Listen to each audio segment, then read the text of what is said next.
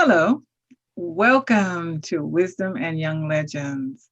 I am so excited, and you know that I always am because I get a chance to talk to people that I want to find out more about who they are and what they are all about and share that with you.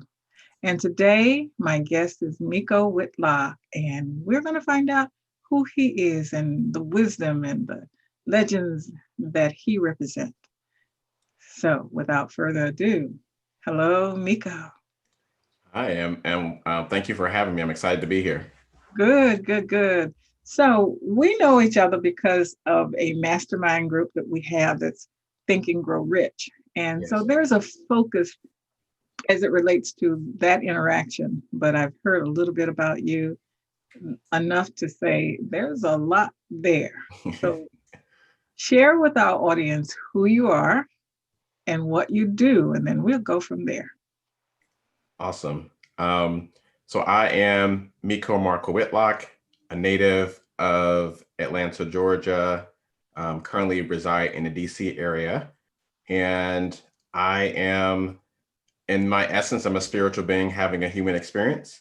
But I know also in this world, in my professional work, I'm focused on helping change makers do great work better by creating lasting balance in their lives. And I do that through the speaking and training and coaching that I do, specifically on work life and tech life balance, given the complex world that we live in. And I work with change makers all across the world who are intentional about making a positive difference for people, animals, or the planet. That's my lane, and that's my calling, and that's what I endeavor to do with my life in terms of how I spend my time, and energy, and effort. Now, that's not a lane, that's a super highway.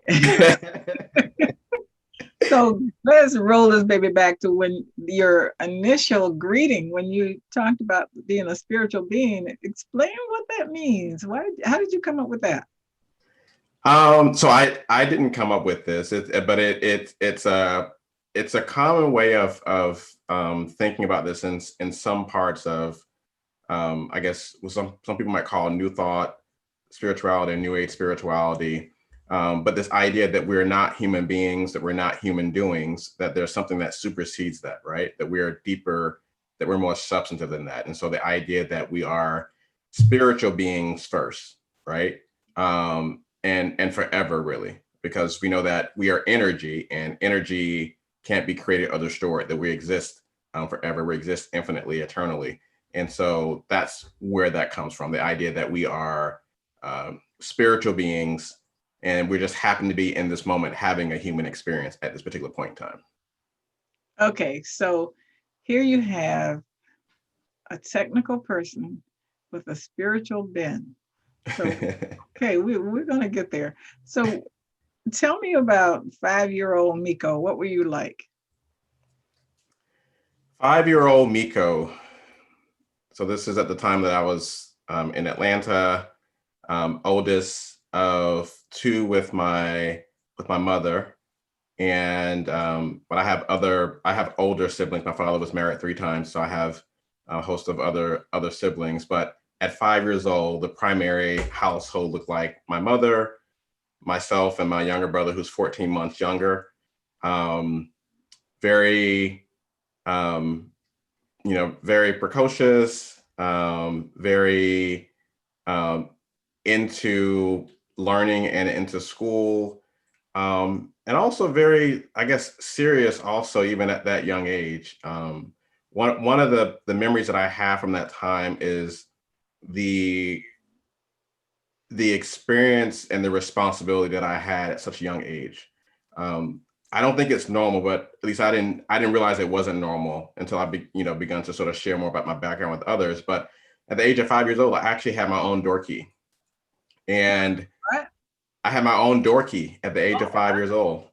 And one of the reasons for that was that um, I was responsible for making sure every day after school that I picked up my younger brother from kindergarten, that we got on the school bus, that we got home safely, and that we were safe and sound until my mother was able to come home from work. That was the best that we were able to do at that particular time in terms of the child care arrangement. And so we had neighbors that checked on us. But at that very young age, I had that door key, and I had that level of responsibility.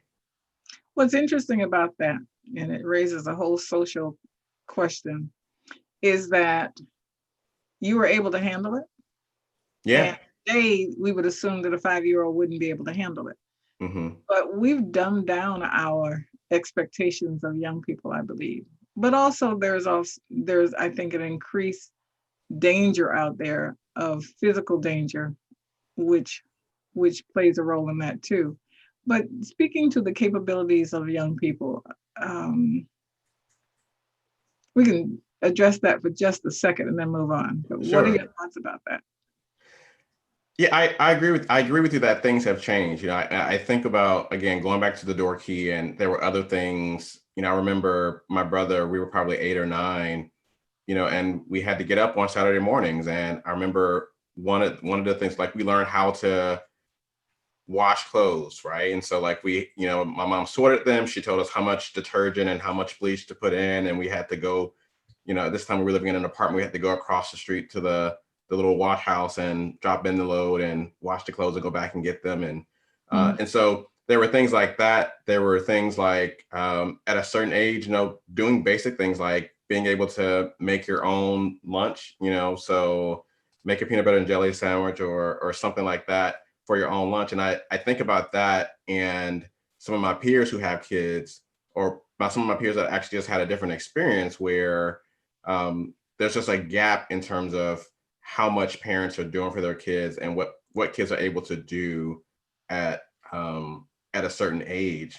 And I think it translates also into the professional experience. In my last role, when I was a hiring manager, it wasn't uncommon, especially when we were hiring for entry-level positions or internship positions, that you would get resumes from folks that that have gone from preschool through graduate school and never had a job. Wow. And that is sort of baffling to me, as someone who has been working since it was legal, since the age of 14. I've been working nonstop since the age of 14. I mean, you can call the Social Security office and find out how long I've been paying Social Security taxes. But so I do think there has been a shift, to your point about, I guess, what some describe as sort of a prolonged adolescence. And part of that is that, previous generations, fought for life to be a bit different. And maybe this is one of the results of that, right? So that people didn't have to, in their teenage years or early 20s, be forced to, start a family and get married and so on and so forth for the sake of survival. But we've sort of gone to the other extreme, where folks are sort of, I don't know, maybe spending too much time trying to find themselves in the world. I don't know. I think it's a complicated, Yeah, it is. definitely a very fascinating issue. Yeah. And, I think of two ends of this age thing. I was having a conversation, or had access to a 6-year-old, and in the entire time that I was interacting with this child over several months, there was not one conversation that I could say was off base if I were speaking to that child as an adult, almost. Meaning we weren't having baby conversation, we were having conversation. And she was right on point. I mean, in fact, her thought process challenged me. I had to, wait, hold on. Did she really just ask me that? And be honest with her in my response. And I didn't have to lower the level of conversation in order for her to understand. I had to pick and choose which words I would use, but she understood whichever one I used. I mean, it wasn't dumbing down. It was choosing not to say certain things. Because the choice was because I knew she would understand it. I could not, I start to curse, and I can't do that. Bull, you know what? I couldn't do that. She understood. So a 6-year-old is capable of more than what I think we give them credit for. Yes. And as it relates to young people working, even though when my daughters were coming up, they were, or we were, comfortable. Okay. But I just had the feeling that they needed to do something to earn their own money. And as it turns out, one braided hair and the other one babysat. Mm-hmm. So from the time they were 14, 15, 16, they had their own money. And the rule was, um, I get what you need, you can get what you want. Mm-hmm. So if your money can buy it, I'm all right. You have the right to spend it the way you want. And I was okay with that. And we never had any issues about the things that they wanted in life. If they wanted it, they knew that they had a means of earning the money to get it, and they didn't hassle us about it. But it's not that we didn't give them things, we did, but they didn't have to hassle me about anything. Mm-hmm. And an example being, um, when one of my daughters was 8 years old, people didn't know what to give her for a holiday, so they gave her money, and we took her to the store, and I said, okay, if your money can get it, you can have it. If it takes my money, mm-mm. She went in that store and nothing was good enough. She could not part with that money, and so going back home, we saw a garage sale, and it just happened to have a baby carriage, a real one, and a hand carriage. So she bought that with all of $10 and had that for God knows how long, and carried the dog around in it. So that it ended up being more fun than the baby carriage that was not as sturdy that she was going to get from the toy store. Mm-hmm. And long story short, one day she woke up near Christmas and said, a couple of years later, Ma, I have enough money for this. And it was a shelf stereo. She had her first buying experience where I refused to get involved. It was between her and the salesperson, and she got a very nice shelf stereo with her own money. And Mm-hmm. and it set in motion how she does things to this day. Yes. She doesn't think she's she's broke when her checking account is empty, but her savings account may have a whole bunch of money in it. Mm-hmm. But anyway, so that's my little young legend. And I know that you are one too. So tell me about how you're changing the world right now. Yeah. So as I mentioned before, so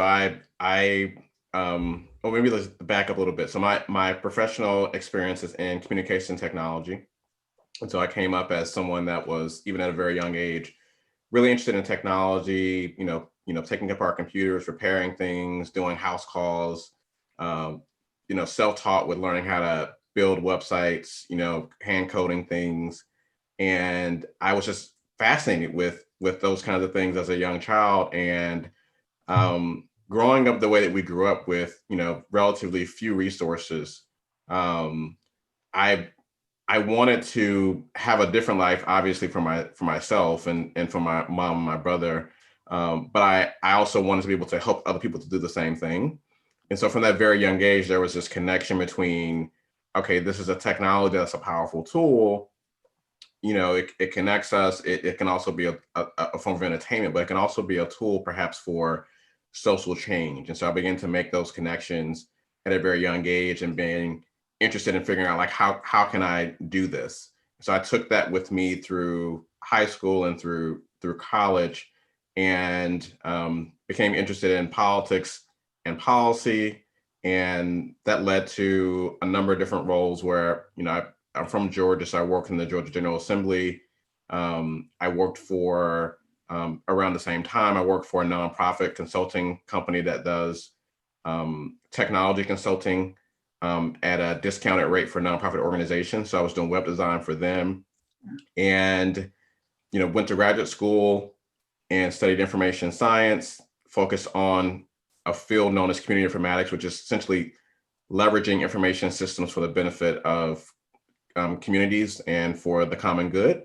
Oh, And And that led me to a career in public health communications, where in my last immediate career, I was focused on specifically the issues of HIV and hepatitis. And in my work as a communications director, leveraging communications tools and technology and messaging to be able to reach the most impacted communities, to be able to influence policymakers, to provide the resources and policy changes we needed to be able to deal with these two issues. And one of the things I noticed in spending so much time working in the government and nonprofit space is that lots of folks are really passionate about what they do, and they really love what they do. They're really good at it, but they sometimes they give so much of themselves to the work that they actually have nothing left over for themselves. So they have very little left over for themselves and for a life outside of the work that they're giving themselves to. And I ran up against that with my own challenges and was really on the brink of burnout, and was at a stage where I I felt like I had to divorce what I talk about at the beginning about being a spiritual being from the work, right? So there was this disconnect, and I was on the edge of burnout, was up against a physical health crisis, and I realized that just something had to be different, that there was a different way to be able to do this work in a sustainable way, but also take care of myself, feed myself, nourish myself, and not feel like I was neglecting the spiritual aspect of it. And when I had that realization that I didn't want to drop dead from doing the work, right? I didn't want my legacy to be that I was really good at managing projects and responding to emails. I realized that there had to be a different way. And so I began to, it took a lot for me to sort of be vulnerable and to figure out how to bridge the gap between the spiritual work that I was doing outside of work and bringing that to work in the way that that wouldn't turn people off or offend folks. And so I began to talk about wellness and explore my sphere of influence. And my sphere of influence at that time was the team I was managing. So we began to talk about wellness. What does it look like for you? Encourage people to be reflective about what they need and what they do for themselves to get back to center when they find themselves off center. Began to talk about that at conferences. And one of the talks that I gave was like a short 5-minute talk. And that talk was, resonated so deeply with folks that based on the response, even to this day, I realized that there was a need for it and that I could do good and do well by focusing on that. And so Okay, that led so me, yeah. I don't want you to give the full 5 minute because that's your diamond in the rough or diamond shining. But give us the essence of what it was. I mean, give us the teaser of it. And well, you did tease, so just Yeah. tell me a little bit about it. I mean, the essence of it is, we all have a way in which we've been called to serve, right? We've been called to use our time, talent, and resources in a way that is serving others. And everything in terms of finding balance and that deep satisfaction and longing for that we have deep down, all of us have that, I believe. In terms of satisfying that, it starts with getting clear about your life's intention and your work's intention. And the second part of that, just to really briefly, it's about aligning your everything else in your life and your work with that. So aligning your technology use, aligning your calendar, and so on and so forth with that intention. The challenge that many of us have is we're suffering from something that I call IDD. Now, many folks know ADD or ADHD, but IDD is intention deficit disorder. So where we lack intention about our life and about our work, hence the imbalance that many of us experience, especially for folks that are change makers trying to do good work in the world. Okay, so the big question is, how do you find, or how do you know when you got the right intention? Yeah, so it's an ongoing process in terms of our understanding of it may evolve over time. One of the places I get people to start is just by asking a series of questions. And one of the questions that I ask folks is really about, imagine that you're at the end of your career or perhaps at the end of your life. Ask yourself, what will have actually mattered? Of all the things that you're doing right now, what will have actually mattered?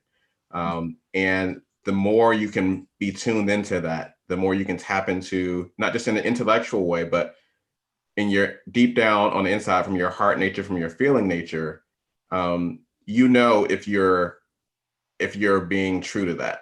And I think we all know that, but we have been conditioned to think that other things are important, and so we ignore that, right?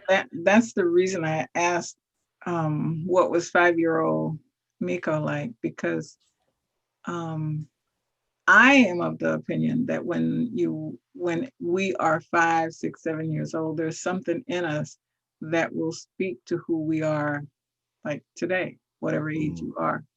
My central theme was the fact that I loved old photographs and letters, and I crawled under my grandmother's bed and pulled out a box with all these things in it. And it was like, the world opened up. This was my love. I saw all of these things that I was just thrilled with. And, instead of playing with dolls and whatever, I played with paper and photographs and a lock of my grandmother's sister's hair. It was in there.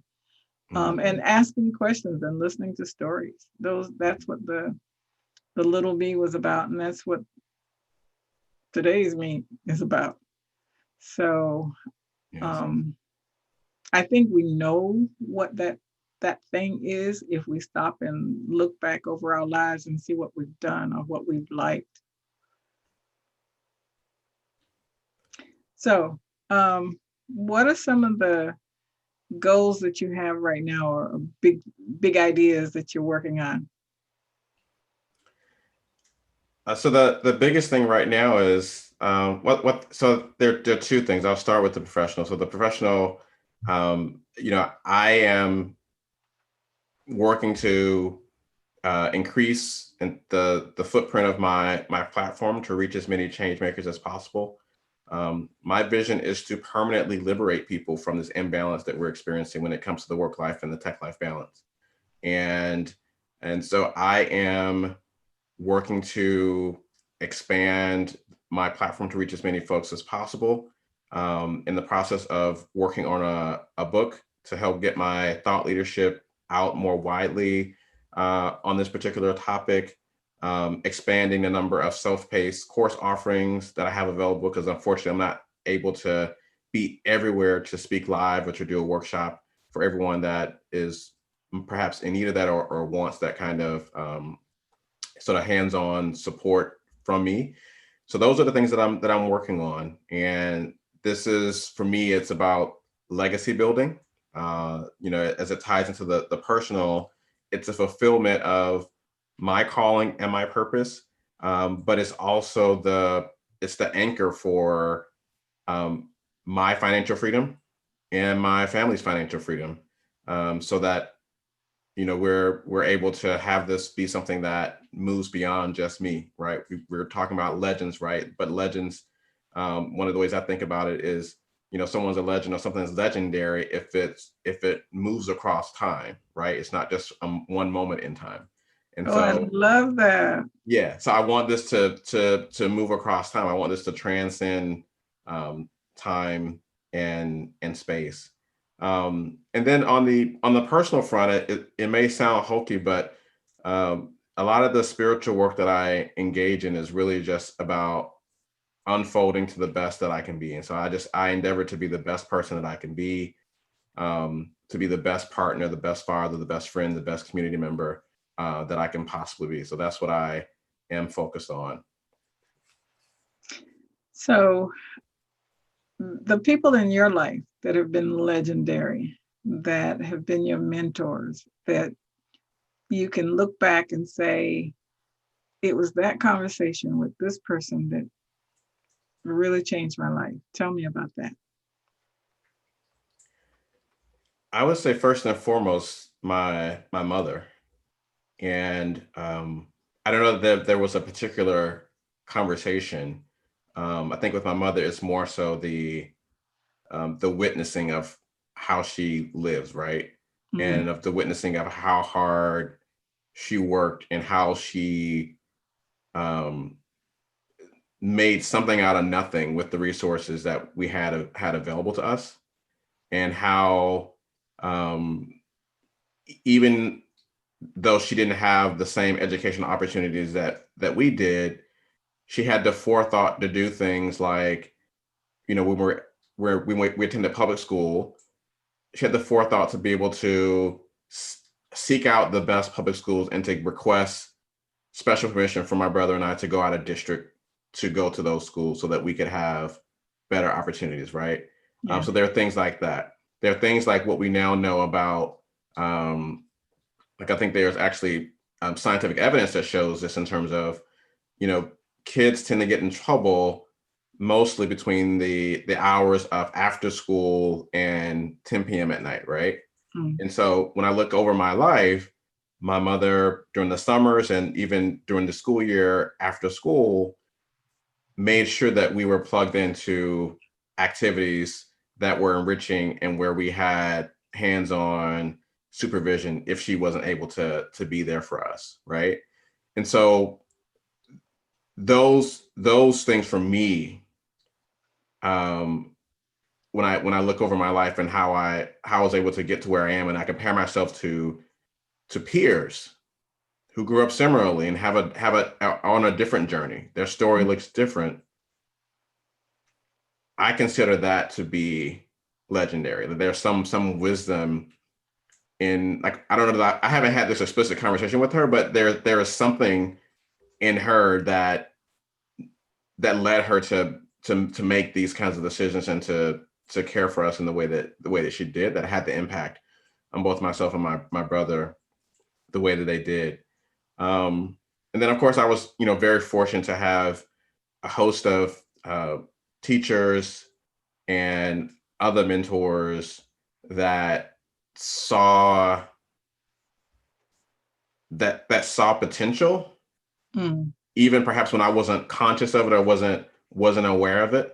Mm-hmm. And so that led to things like in middle school, being shifted from, I guess they call it tracking, but I was sort of in the regular track. I sort of moved to the gifted track, for example, to applying to go to one of the, the best private high schools in Atlanta, for example, being able to attend Morehouse College, for example, and to be able to do that and to have the financial support that I needed and to essentially graduate debt free from that experience, right?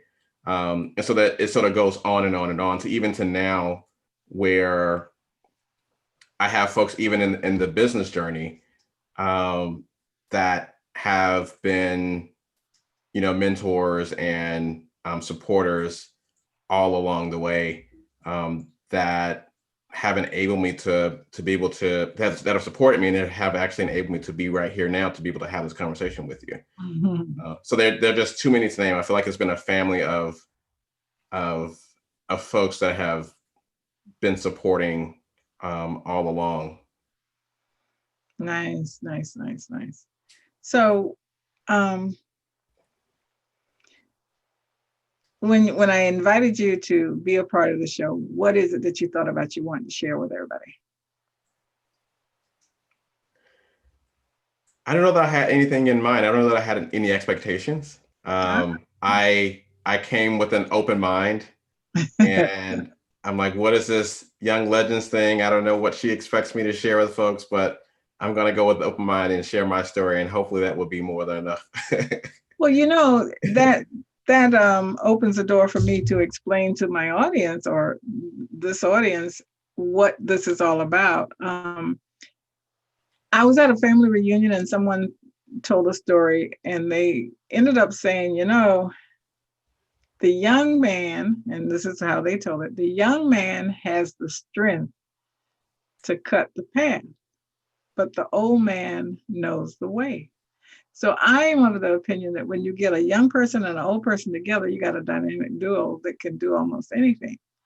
And with that premise in mind, then I like hearing the stories of either the young person that is, cutting that path and that young person's experience.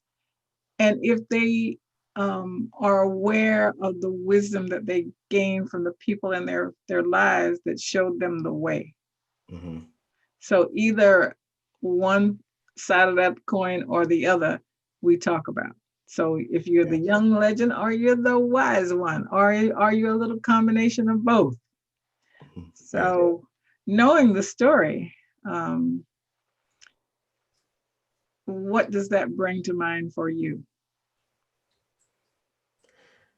So, I mean, one thing that comes to mind when you were asking the original question about legends, I'm just aware of the countless folks before me in my family, but then also in a larger, family of ancestors that have made it possible for me to be here today. And I do the training that I do. I mostly work with adults, and because of my age, I'm significantly old. I'm significantly younger than a lot of the folks that I'm actually doing training and support for. It's something that comes up periodically, particularly when we do these reflection exercises about end of life and end of career. Sometimes folks might be challenged by that because they feel like, well, they're not where they want it to be by now in their life journey, and they wonder, or they have questions about whether or not they have lived up to their potential. And one of the things that I remind folks is that you look at folks like me, you can look at other folks, and you look at what's happening in the world, and you can celebrate the fact that you played a part in making that possible, right? Mm. That your work, that your sacrifice made it possible for the current generation to be here now, made it possible for me to be here now doing what I'm doing when it probably wasn't possible, or maybe it wasn't as easy for a previous generation to do that. So that's something that I remind people of, because I think sometimes we forget. And I in this regard, I tell people that I think two of the hardest jobs that there ever are is to be a teacher and to be a parent. And if you have raised and given of yourself to foster a child, to mentor a child, or to teach or mentor a student, um, then that is more than enough in and of itself if you never did anything else. Wow. Hmm. That's a responsibility. And it's also, in my opinion, an opportunity for both to learn, because you learn from young people too. I mean, Mhm. as you're teaching and getting that feedback, you're being rewarded as well. Yes, absolutely. So, that's amazing. Um, Now you're saying you're writing a book. What's the nature of the book? So the book is on the topic that I was talking about in terms of creating lasting balance for change makers that are doing great work in the world.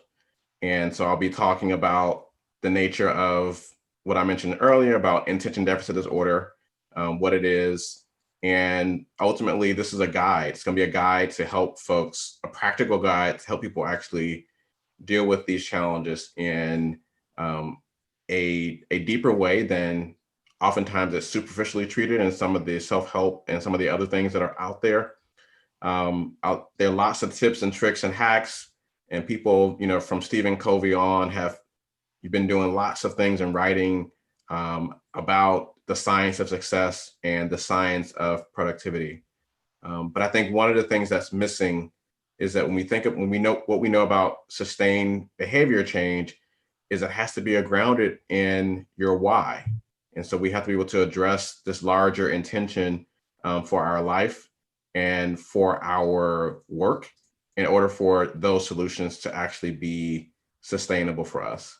And so that's the way that contribution is going to be a bit unique from some of the other things that are out there in the self-help space or the productivity or success space.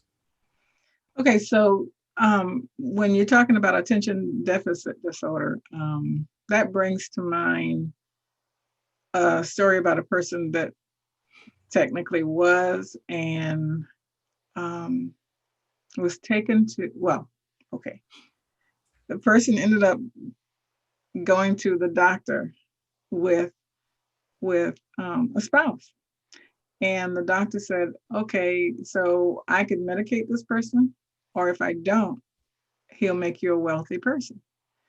And he did not medicate and ended up becoming a very wealthy person.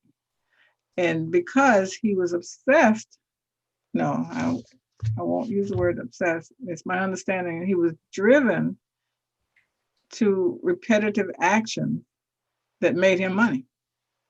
So it begged the question, when we have, and I may be using the wrong terms, but the child that's very, very active and seems to be getting into something all the time, are we, I wonder if we are eliminating the very thing that makes that person who they are and their potential single-minded focus, laser focus on that which is going to make them succeed or fulfill their